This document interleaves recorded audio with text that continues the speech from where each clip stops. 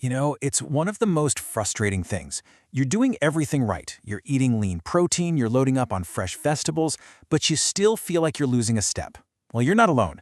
It's a paradox a lot of people over 60 face. So today, we're going to dig into a really surprising reason why your so-called healthy habits might not be giving you the strength you're working so hard for.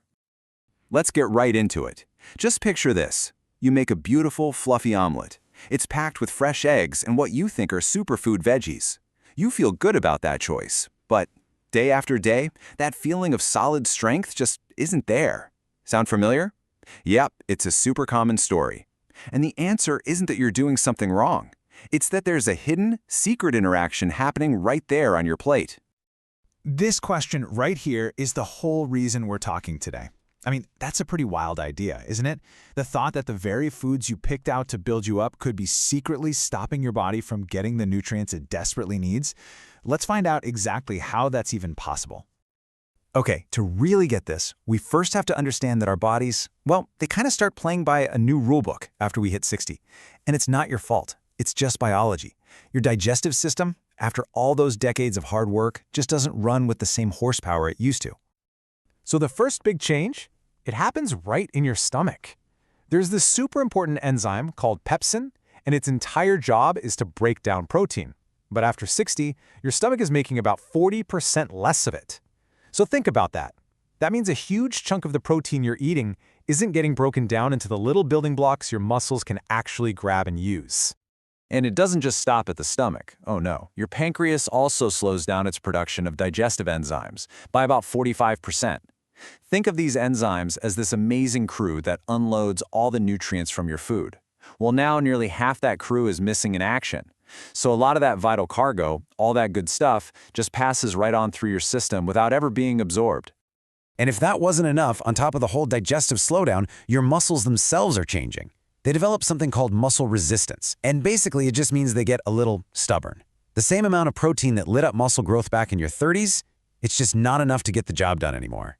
It's like your muscles are saying, nope, try again. You got to give me more. So what does this look like in the real world? Well, at age 30, maybe 20 grams of protein in a meal was plenty to kickstart muscle repair. But once you're over 60, you need at least 25, maybe even 30 grams just to get that same response. Your muscles are basically demanding a higher cover charge to get in the door and start rebuilding, right at the exact same time your body's getting worse at paying the bill. So if your digestion being less efficient and your muscles demanding way more protein, every single nutrient you eat really counts. And that brings us to the shocking part of all this: 3 incredibly common, healthy vegetables that can actively block your body from getting what it needs from your eggs. The villain in this story is a compound called oxalates. The easiest way to think of them is as tiny, powerful magnets. And when they get into your digestive system, they just love to latch on to essential minerals, like the iron and calcium from your eggs, and they hold on so tight that your body just can't absorb them. They're locked away. First on our list, and this one kind of hurts, is the classic superfood spinach. We all think of it as a powerhouse, and it is. But it is also loaded with over 750 milligrams of these little oxalate magnets in just a small half-cup serving. So when you toss that into your omelet, those oxalates immediately go to work, locking up the very minerals you're trying to get from your eggs.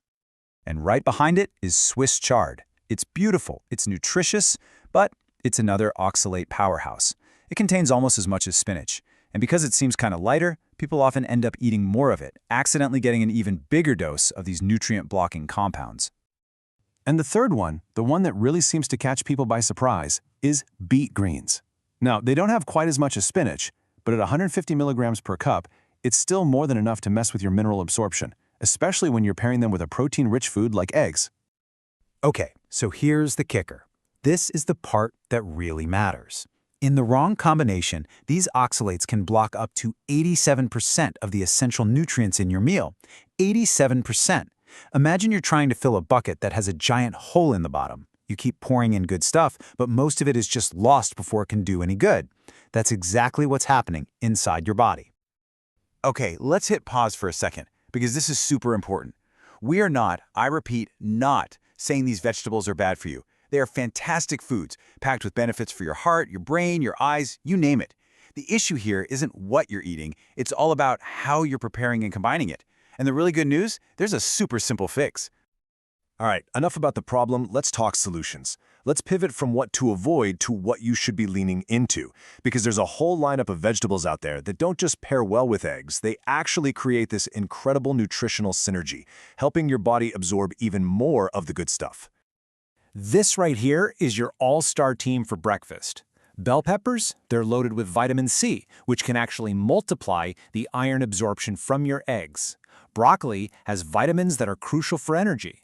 And mushrooms, get this, they have special compounds that help your body better use the amino acids from the protein in the eggs. These are your go-to choices for any egg dish.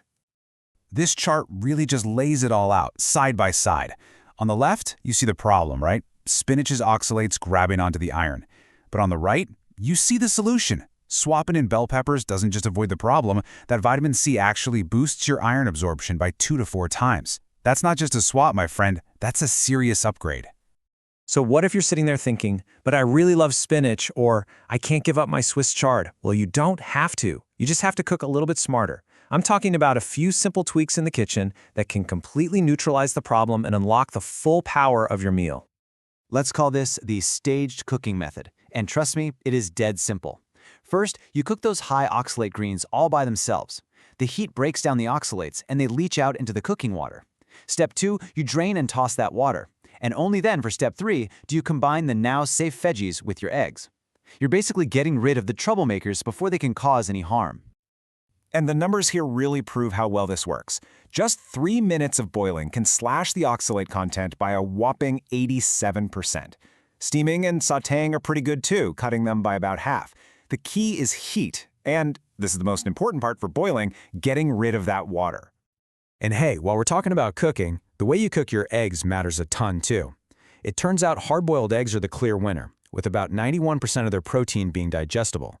The intense heat of scrambling can make the proteins bind up too tightly, making them about 37% harder for your body to break down and actually use. So a simple switch from scrambled to boiled, or even poached, can give you a much bigger bang for your buck, protein-wise. So let's put this all together in a simple formula, a game plan for strength. First, aim for that 25 to 30 grams of protein at every single meal. Pair it with those smart, low-oxalate veggies we talked about.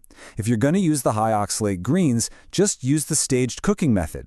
And please, don't forget that nutrition is only one piece of the puzzle. It works together with staying hydrated, moving your body, and getting that deep, restorative sleep where your muscles actually do all their rebuilding. At the end of the day, it comes down to this. The meals you make today are literally building the strength, the energy, and the independence you're going to have tomorrow. And it all starts with that first thoughtful meal of the day. So the question is, now that you know how to make every single ingredient work for you instead of against you, what are you going to build?